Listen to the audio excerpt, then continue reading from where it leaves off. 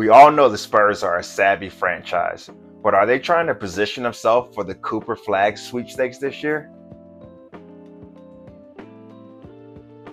Hi, my name is Philip Brown. I'm a former overseas basketball player and I work for two NBA franchises. Please like, comment, and subscribe. Now let's jump into the video. Cooper Flagg is a phenom at Duke right now. He's the #1 projected pick in this year's NBA draft, but he may actually sit out and come back to Duke. Depending on what franchise has the #1 pick, may determine whether or not Cooper Flagg actually enters the draft. Now, a little bit about Cooper Flagg.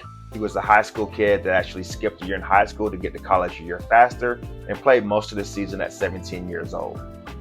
In the age of NIL deals, Cooper Flagg is actually able to make more money staying at Duke next year than he would be playing in the NBA on his rookie contract. But the only thing about that is it would delay his 4-year contract an additional year. So for somebody that actually skipped a year in high school to get out earlier, it seems like he would go to the league because that's the next step for him. But this new NIL thing may murky the waters a little bit. And also depending on what franchise has the #1 pick may determine whether or not Cooper Flagg stays at Duke or he puts his name into the NBA draft. Looking at the Spurs this year, they had an up and down season.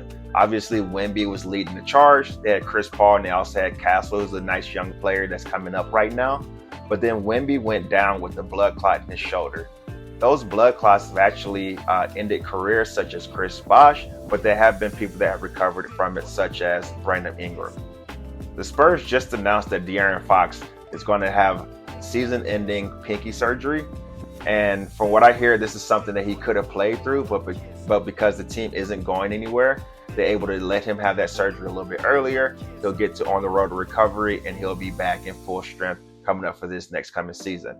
The reason people are questioning what the Spurs are doing right now is because they just had De'Aaron Fox sit out, and then with Wemby already being out due to the blood clot, they say that they may just kind of shut the season down and hope for the best come lottery time.